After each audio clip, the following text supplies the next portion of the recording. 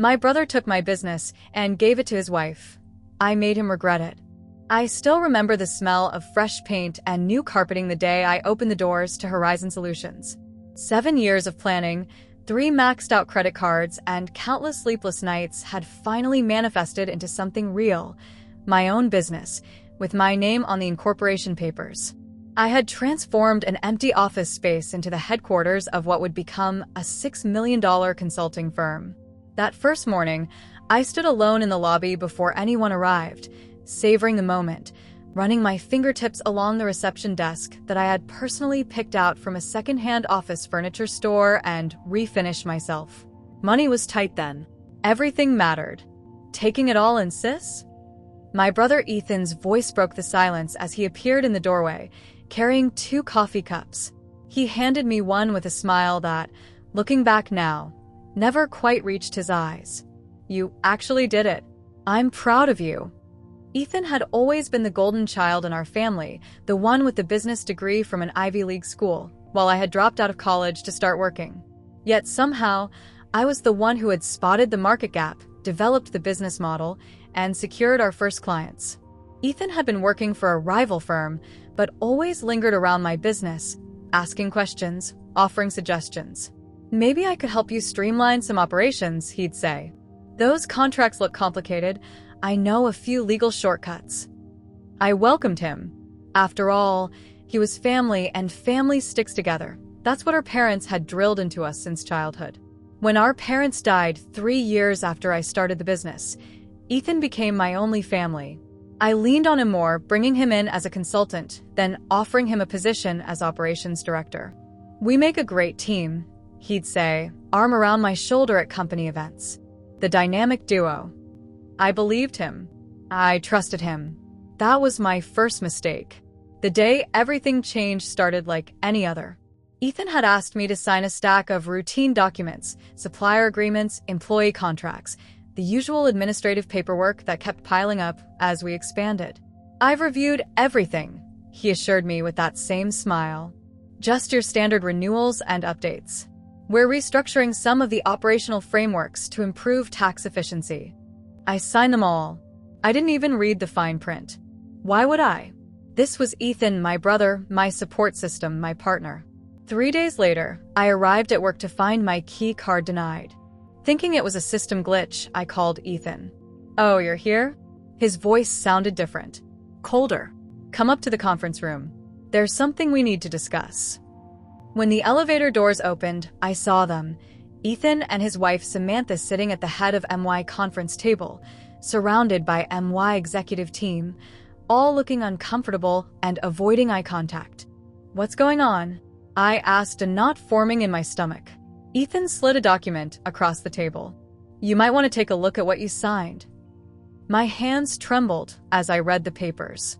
Hidden within the stack of routine documents had been transfer of ownership forms, giving Ethan controlling interest in Horizon Solutions. He had exploited a buyout clause that I hadn't even known existed in our original partnership agreement.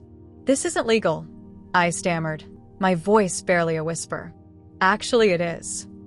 Samantha spoke up, her manicured finger tapping on the paper. We had 3 separate attorneys review it. You signed everything willingly. But why? I looked at Ethan, searching for any trace of the brother I thought I knew. Why would you do this? This is my company, my life's work. He leaned back in what used to be my chair. Business is business, sis. You built something valuable, I'll give you that. But you never had the vision to take it to the next level. You're too emotional, too attached to the small stuff. And frankly, Samantha added with a smirk that made my blood boil, you are holding the company back. I'll show you how a real businesswoman runs things. Security was waiting to escort me out.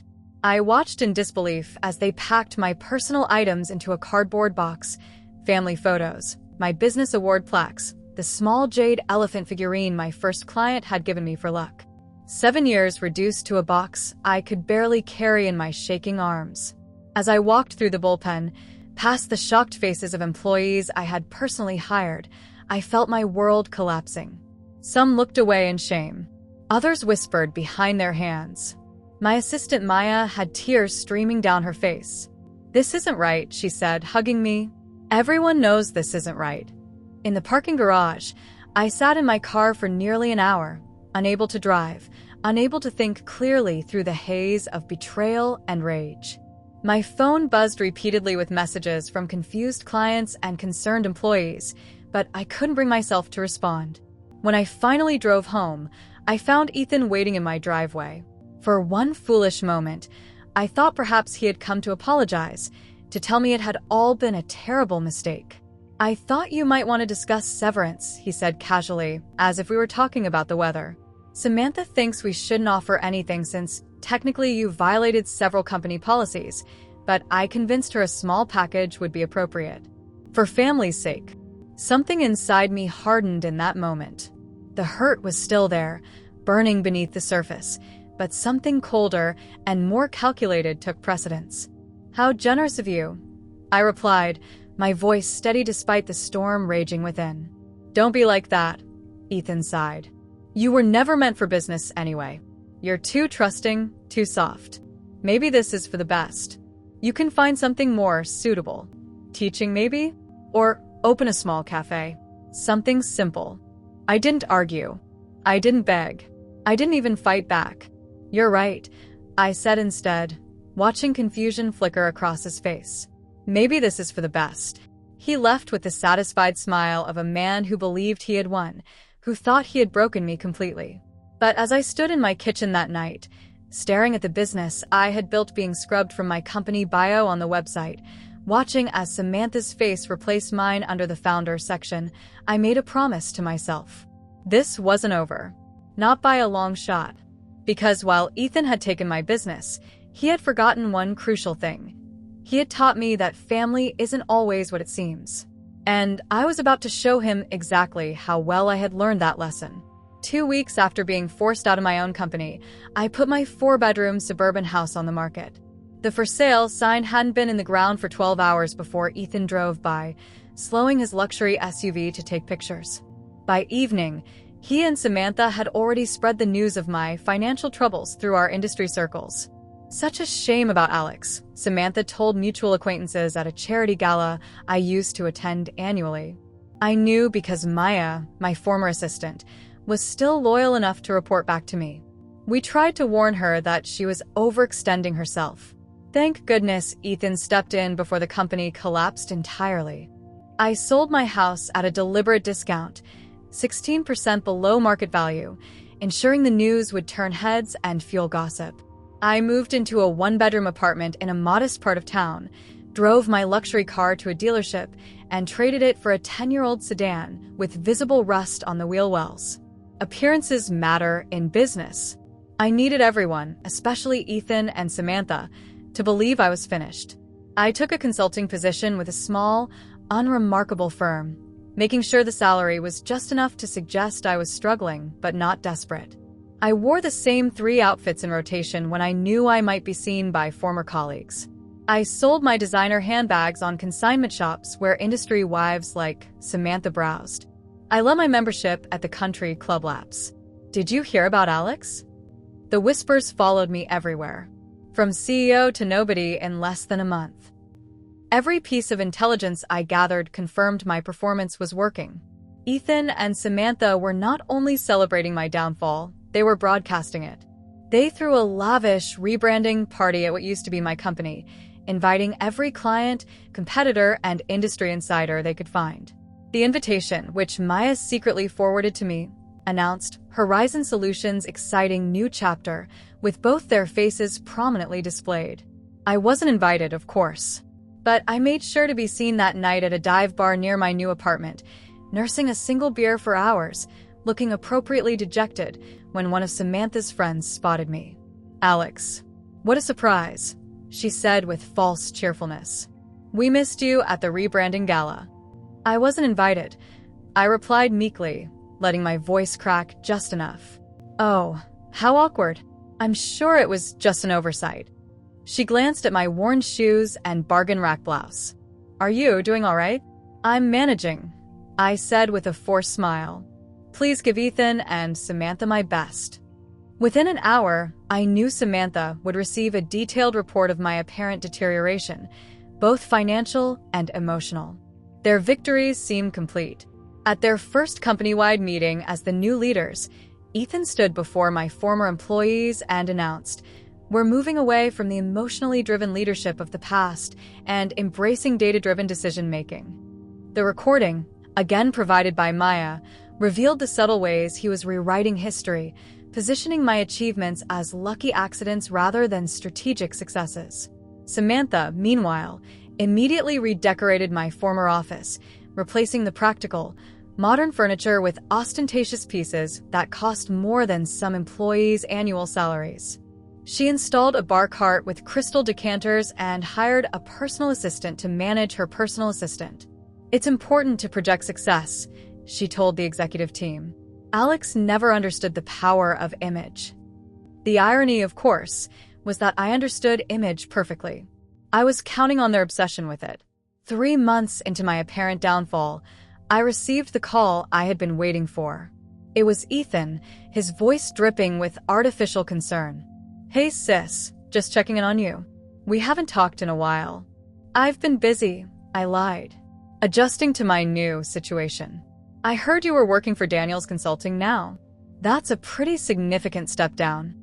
"We can't all run multi-million-dollar companies," I said, making sure to sound bitter but resigned. "Listen," he continued, unable to keep the satisfaction from his voice, "Samantha and I are hosting a small dinner party this weekend. Nothing fancy, just a few industry friends. We thought you might want to join us." I knew exactly what this invitation meant. They wanted to parade their success in front of me. They wanted to display me like a trophy of their victory, the fallen former CEO now reduced to accepting pity invitations from the people who destroyed her. "That sounds nice," I forced myself to say. "What time should I come?" The dinner party was exactly the humiliation showcase I had expected. Samantha gave me a tour of their newly purchased mansion, highlighting every expensive upgrade and designer feature. Ethan made sure I was seated at the far end of the table, away from the important guests, clients who used to call me directly, investors who had once believed in my vision. Throughout the evening, they talked about me as if I wasn't there. Alex always had good ideas, but lacked the business acumen to execute them properly. Ethan told a major client, who kept glancing at me uncomfortably. "The company has tripled its project load since we took over," Samantha added, though I knew from Maya that they had simply reduced quality standards to push more work through the pipeline. Sometimes it takes a fresh perspective to unlock potential. I played my part perfectly. I drank a little too much wine.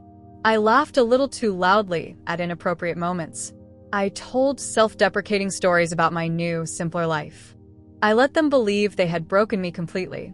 As the evening wound down, Ethan cornered me in the kitchen as I pretended to wobble slightly on my feet. "I'm glad you came tonight," he said, his voice low. "I wanted you to see what Horizon Solutions could become when run properly. Maybe now you can finally move on." I looked up at him with carefully crafted vulnerability in my eyes. "You're right, Ethan. Seeing all this, I realize now that maybe I was out of my depth. The business is clearly thriving under your leadership." The flash of triumph in his eyes was all I needed to see. He believed completely in my surrender. What he didn't know, what neither of them knew, was that beneath my performance of defeat, a very different reality was taking shape. Each night, after leaving my mundane consulting job, I returned to my modest apartment and opened my laptop to resume my real work. The work that would eventually make Ethan and Samantha regret ever thinking they could take what was mine. Because while they were busy flaunting their stolen success, I was quietly, methodically laying the groundwork for their destruction. And the beauty of it was, they had handed me the perfect cover. They were so convinced of my failure that they never thought to look beneath the surface. They had taught me a valuable lesson about betrayal. Now it was time for me to show them what I had learned. Maya was the first to join me. She showed up at my apartment one evening, a month after I began my charade, with a bottle of wine and a USB drive containing internal company files. "I can't watch them destroy what you built," she said, her voice quivering with a mixture of anger and resolve. "Samantha made me book her a spa day during our biggest client meeting. Ethan has started taking 3-hour lunches. Nobody respects them. We sat at my small kitchen table, so different from the gleaming conference room where we used to brainstorm, and began to plan. I'm not just trying to get back at them, I explained, though revenge certainly fueled the fire burning inside me. I want to build something better, something they can't touch. Within 2 weeks, Thomas from the development team resigned from Horizon. He showed up at my door with a similar story of disillusionment. They've cut corners on every project, he said. It's only a matter of time before clients notice. By the end of the second month, 5 key employees had quietly left Horizon to join what officially didn't exist yet, my new company. We gathered in my apartment in the evenings, speaking in hushed tones despite being far from Ethan and Samantha's watchful eyes. In my bedroom closet, behind a rack of cheap, drab clothes I wore for my public persona, hung a whiteboard where we mapped out our strategy. We identified Horizon's most vulnerable client relationships and brainstormed ways to improve the services that had made my original company successful. We need a name, Maya said one night. Something that doesn't connect back to you directly, but still carries your vision. After hours of deliberation, we settled on Phoenix Consulting. I registered the business under a holding company name with no obvious connection to me. I used a small portion of the money from my house sale to rent a modest office space in a part of town where Ethan and Samantha would never venture. What if they find out? Thomas asked during one planning session. They won't, I replied with confidence. They're too busy enjoying their success to imagine I could be a threat. And I was right. While I built my shadow company, Ethan and Samantha continued their victory lap. They rebranded Horizon with a garish new logo that cost 6 figures. They hired friends rather than qualified professionals for key positions. They hosted extravagant client events that generated social media buzz, but little actual business value. Through it all, I maintained my facade of defeat. I attended industry events in my cheapest clothes, making sure to leave early for my shift job. I ran into Samantha at a coffee shop once and pretended not to be able to afford anything beyond a plain black coffee. I sent Ethan a congratulatory text when Horizon was featured in a local business magazine, writing, "So proud of what you've accomplished." I clearly wasn't the right person to lead the company. Behind this carefully constructed image of failure, Phoenix Consulting took shape. By the end of the 3rd month, we had secured our first client, a small business that had previously been turned away by Horizon because Samantha deemed them too small to bother with. We need to prove ourselves with smaller clients first, I told my team. Build a portfolio of successes that we can leverage for bigger opportunities. We worked tirelessly, delivering exceptional results for businesses that Horizon had overlooked. Each success was a stepping stone, each satisfied client a potential referral. We operated with lean efficiency, without the bloated overhead that Ethan and Samantha had created at Horizon. Maya developed a client management system that streamlined our workflows. Thomas refined our service offerings based on the changing market needs, something Ethan was too arrogant to consider.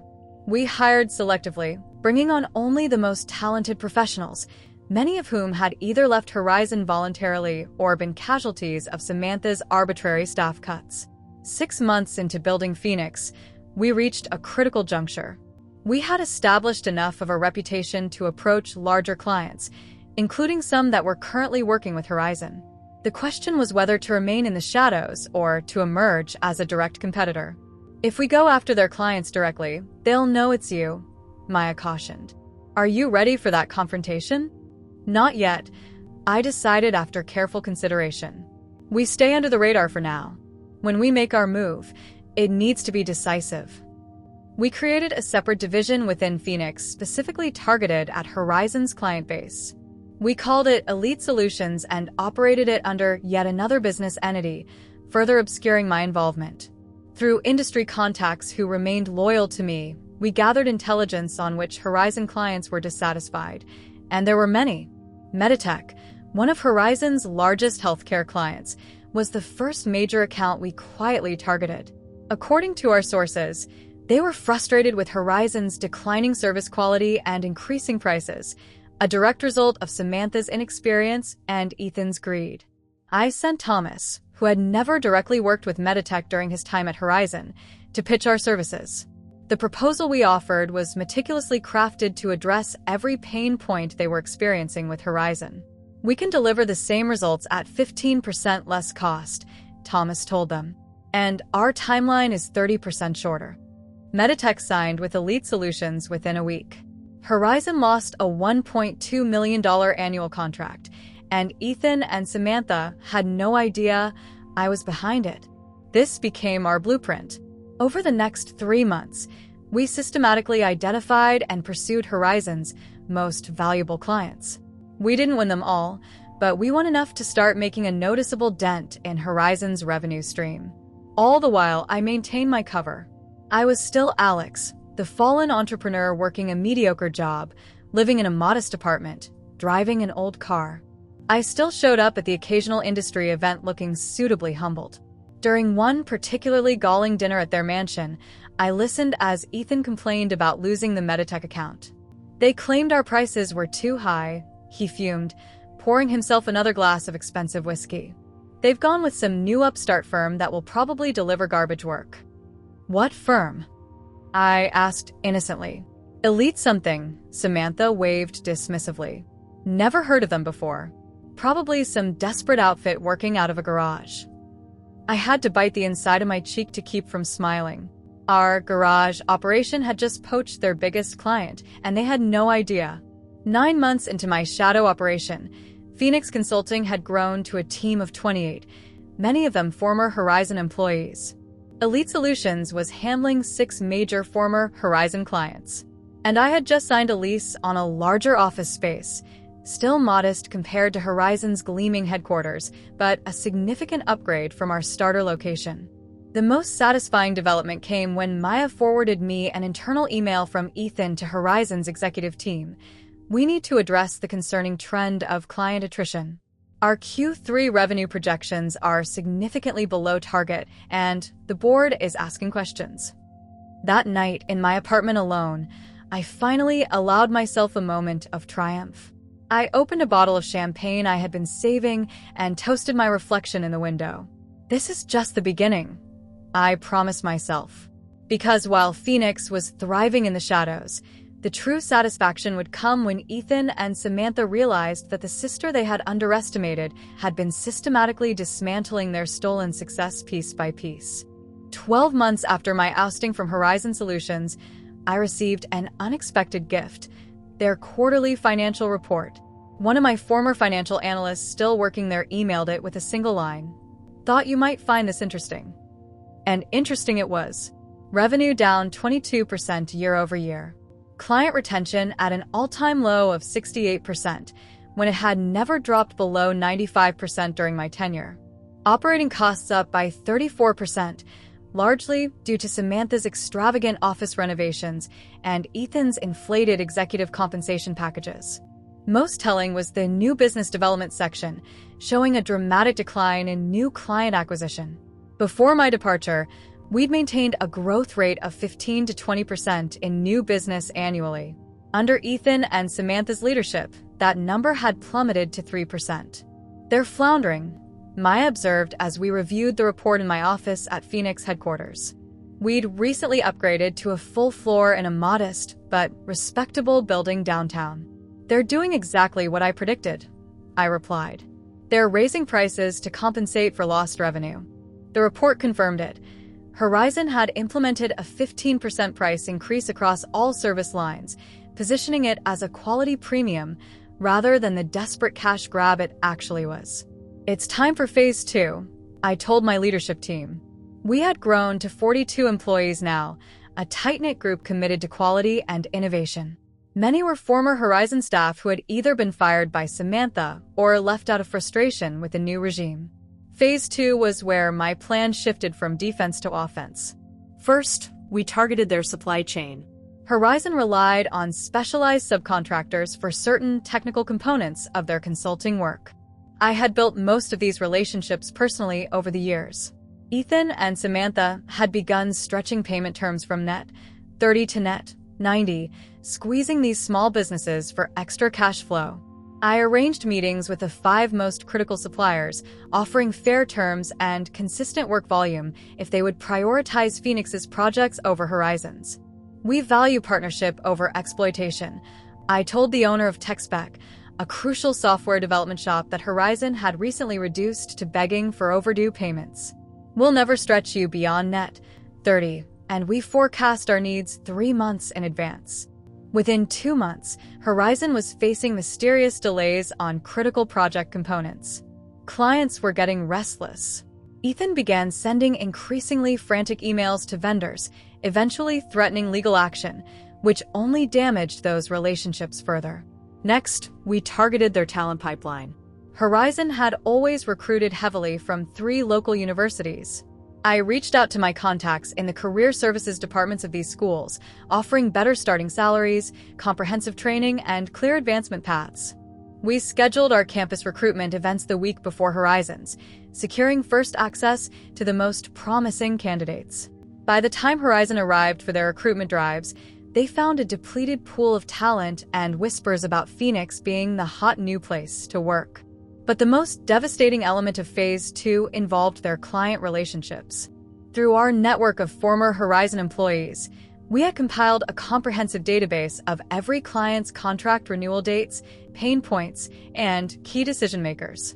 We created a systematic approach to reaching out exactly 90 days before each renewal. I understand you're currently working with Horizon Solutions, our business development team would say. We've helped several former Horizon clients achieve better results at lower costs. The timing was crucial, far enough from renewal that clients were open to exploring options, but close enough that they were beginning to think about their current arrangement. And with Horizon's declining service quality and increasing prices, many were receptive. Clearwater Industries, a manufacturing client worth $1.8 million annually to Horizon, was my highest priority target. They had been my very first major client, and I had maintained a close relationship with their CEO, Michael Brennan, until my ousting. I invited Michael to lunch at a quiet restaurant far from the business district. When he recognized me, his surprise quickly turned to genuine warmth. "Alex, I've been wondering what happened to you. Ethan gave us some vague explanation about you wanting to pursue other opportunities." I smiled diplomatically. Life takes unexpected turns sometimes. I've been building something new that I'm very proud of. Over the next hour, I shared Phoenix's approach and results. By dessert, he was asking pointed questions about our capacity to handle Clearwater's volume. 2 weeks later, Michael called to inform me that Clearwater would not be renewing with Horizon. "Frankly, the quality has declined significantly since you left," he admitted. And this latest price increase was the final straw. The loss of Clearwater sent shockwaves through Horizon. Ethan called an emergency board meeting, which my source described as a bloodbath, with board members demanding explanations. Samantha's response was predictably superficial, a company-wide rebranding initiative with new logos, letterhead, and an expensive advertising campaign that cost $350,000 and generated precisely 0 new business. Meanwhile, Ethan implemented across-the-board cost-cutting measures, slashing R&D budgets, reducing employee training, and eliminating performance bonuses. The very things that had made Horizon successful under my leadership were being dismantled. 15 months after my expulsion from Horizon, the company was in free fall. Their stock price had dropped 38%. They had lost 5 of their top 10 clients. Their most talented employees were jumping ship, many landing at Phoenix. Through it all, I maintained my public persona of the failed entrepreneur, listening sympathetically as they complained about market conditions and disloyal employees, without ever acknowledging their own catastrophic mismanagement. The final piece of my strategy involved Horizon's investors. Through discreet channels, I ensured these investors received detailed analyses of Horizon's declining performance, contrasted with industry benchmarks and Phoenix's impressive growth trajectory. By the 18-month mark, Horizon was showing all the classic signs of a company in crisis: desperate discounting, cutting corners on deliverables, high employee turnover, and increasingly frantic attempts to secure new investment capital to cover mounting operational losses. And Phoenix?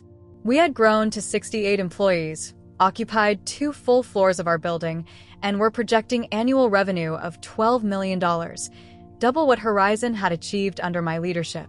The stage was set for the final act of my carefully orchestrated revenge. All that remained was for Ethan to realize exactly who had engineered his downfall. It happened on a Tuesday afternoon, 18 months and 23 days after Ethan had escorted me out of my own company. My assistant buzzed my intercom. "Alex, there's an Ethan Harris here to see you. He doesn't have an appointment, but he's insistent." I smiled, feeling an odd sense of calm wash over me. This moment had played out in my imagination countless times, yet now that it was actually happening, I felt none of the nervousness I had anticipated. Only a cool, collected readiness. "Send him in, please." The door to my office swung open, and there stood my brother, disheveled in a way I had never seen him before. His normally perfectly pressed suit was wrinkled, his tie loosened and slightly askew. The confident swagger that had defined his movement was gone, replaced by a stiff, uncertain posture. "Alex," he said, his voice carrying none of the condescension I had grown accustomed to over the past year and a half. "I need to talk to you." "Of course," I replied mildly, gesturing to the chair across from my desk. "Please have a seat." He lowered himself into the chair, his eyes darting around my office, taking in the tasteful furnishings, the awards displayed modestly on a side shelf, the wall of windows offering a commanding view of the city. "This is quite a step up from what I imagined," he said finally. "From Daniels Consulting?" "Yes, I suppose it is." I maintained a neutral expression, giving away nothing. "How long have you been here?" he asked, gesturing vaguely at the space around us. "Phoenix Consulting has been operational for about 16 months now," I replied, using the company name deliberately, watching his face for a reaction. There it was, a flash of recognition followed by confusion. He'd heard the name mentioned by former clients or employees, but was only now making the connection. "Phoenix," he repeated, his brow furrowing. "Your Phoenix? The company that's been..." He stopped himself, swallowing hard. "That's been what, Ethan?" I asked, leaning forward slightly. "Stealing your clients? Hiring your employees? Undermining your supplier relationships?" His face paled. "You knew about the supplier issues?" I smiled. "I didn't just know about them. I orchestrated them." He ran a hand through his hair, a gesture of vulnerability I'd never seen from him before. "Horizon is in trouble. Serious trouble. The board is threatening to remove me if I can't turn things around in the next quarter." "And Samantha?" His laugh was bitter. "Samantha jumped ship a month ago. Took a VP position at Marcus & Reed. Said she needed to prioritize her career trajectory.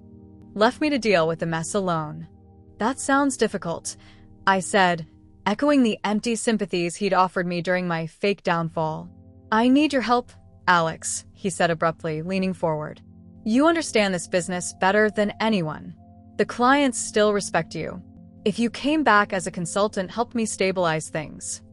"A consultant?" I interrupted, my voice cool. "In my own company?"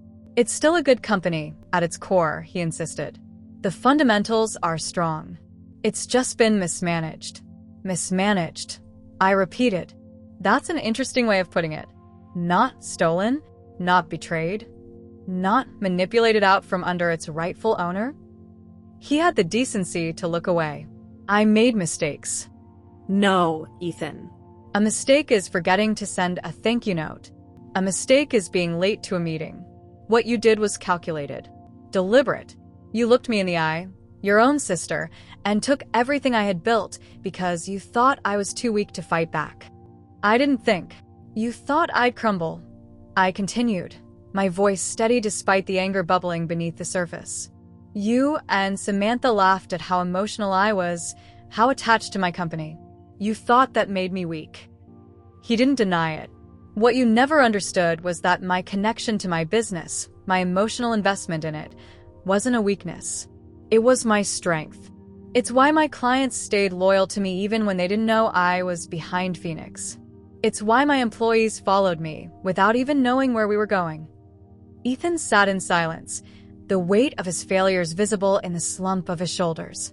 "I need to know," I said after a moment. Was it worth it? He looked up at me, and for the first time since we were children, I saw genuine emotion in his eyes. No, he said quietly. It wasn't. Nothing ever felt earned. I nodded, unsurprised. The board meeting is on Friday? His eyes widened. How did you? I have my sources. Were you planning to tell them you'd secured my help before or after you actually asked me? He had the grace to look embarrassed. Before. I stood up and walked to the window, looking out at the city spread before us. Every single thing that's happened to Horizon over the past year and a half has been by my design, Ethan. Every client you lost, every employee who quit, every supplier who delayed your projects, every investor who questioned your leadership. All of it was me. I turned to face him, savoring the shock that spread across his features. I didn't just build a competing company. I systematically dismantled everything you stole from me, piece by piece. That's not possible, he whispered, but there was no conviction behind his words. Meditech, Clearwater, Fusion Systems, Jenkins Manufacturing. Should I continue listing the clients I took from you? Or would you prefer I name the investors who are planning to pull their funding after Friday's board meeting? He stared at me, the full realization of what I'd accomplished finally dawning on him. You destroyed Horizon just to get back at me? No. I corrected him. I built Phoenix because I'm an excellent businesswoman. The destruction of Horizon was just a bonus, and entirely your own doing. I simply accelerated the inevitable. I returned to my seat, folding my hands on my desk. The board isn't just going to remove you on Friday, Ethan. They're going to vote to sell what's left of the company. And guess who's already made an offer? The color drained from his face completely. You. I nodded once. Me. What happens now? He asked, his voice barely audible. Now, I said, you leave my office. You go back to what's left of Horizon. And you prepare yourself for Friday, when you'll sign the papers transferring ownership of my company back to me. He stood slowly, looking suddenly much older than his 37 years. At the door, he paused. For what it's worth, I'm sorry. I know, I replied. But sorry doesn't rebuild what you destroyed. Actions do. And your actions have led us both exactly where we deserve to be. After he left, I sat alone in my office for a long time, absorbing what had transpired. There was satisfaction in seeing the realization dawn on Ethan's face that I had outplayed him at every turn. But there was also an unexpected emptiness. Revenge, it seemed, wasn't the pure triumph I had imagined. But as I looked around at the company I had built from nothing, twice, I realized something important. This wasn't just about revenge anymore.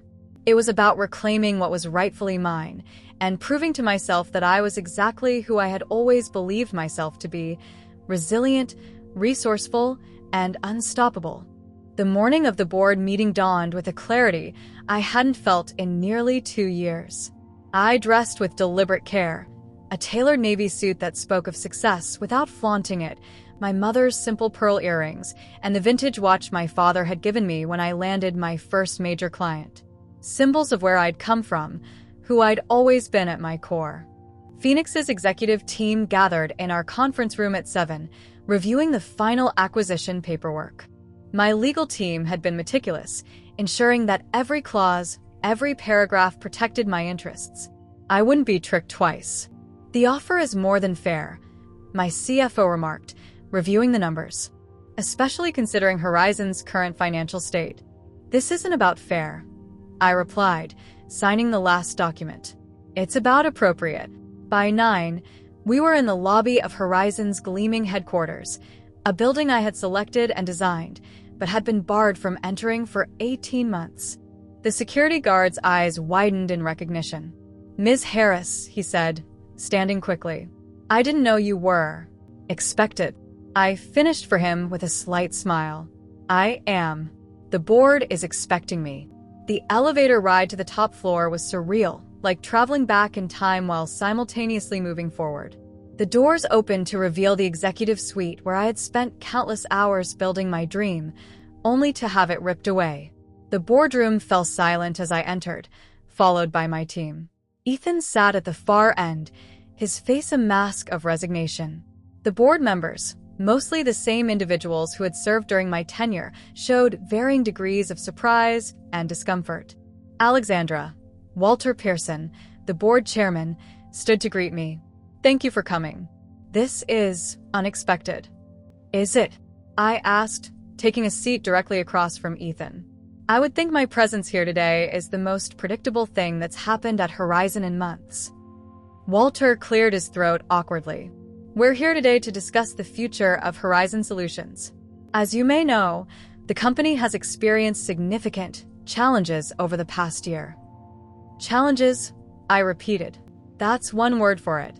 Catastrophic mismanagement might be more accurate, but we can go with challenges if it makes everyone more comfortable." A few board members shifted uncomfortably.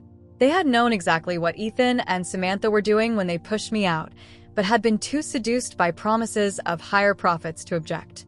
"The facts are simple," I continued before anyone could interrupt. "Horizon has lost 42% of its client base in 18 months. Employee retention is at an all-time low. The company's stock has plummeted.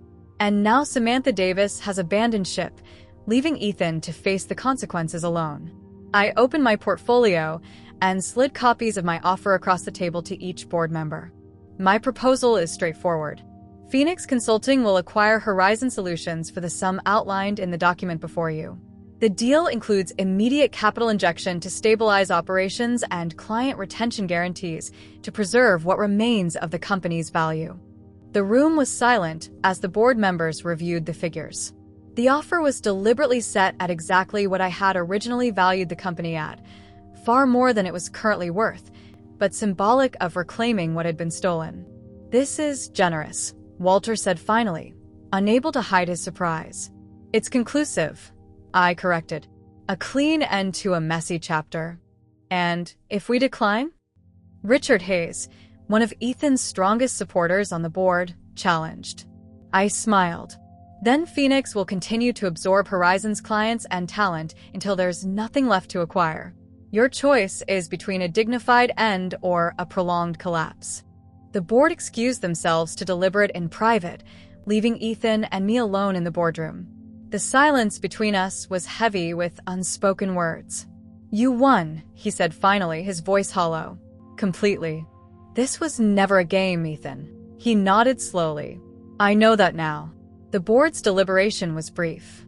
When they returned, their decision was unanimous. They would accept my offer. The papers were signed within the hour, ownership of Horizon Solutions officially transferring back to my control. As the board members filed out, offering awkward congratulations and transparent attempts to curry favor with their new owner, I remained seated, absorbing the weight of what had just occurred. I had done it. I had reclaimed what was mine. Ethan lingered by the door, looking lost in what was now, once again, my company. "What happens to me now?" he asked quietly. I could have savored his uncertainty, drawn out his humiliation. But in that moment, I realized that true victory wasn't about prolonging his suffering. It was about moving forward on my own terms. "That depends on you," I replied. "If you want to leave with severance and a neutral reference, that can be arranged." Or, hope flickered briefly in his eyes. "You can earn back your place, not as an executive, but as an employee who works his way up based on actual merit rather than manipulation. Your choice." 2 months later, I stood in what was once again my office, overlooking the city as the sun set. The integration of Horizon and Phoenix had been smoother than anticipated, with the best elements of both companies merging to create something stronger than either had been alone.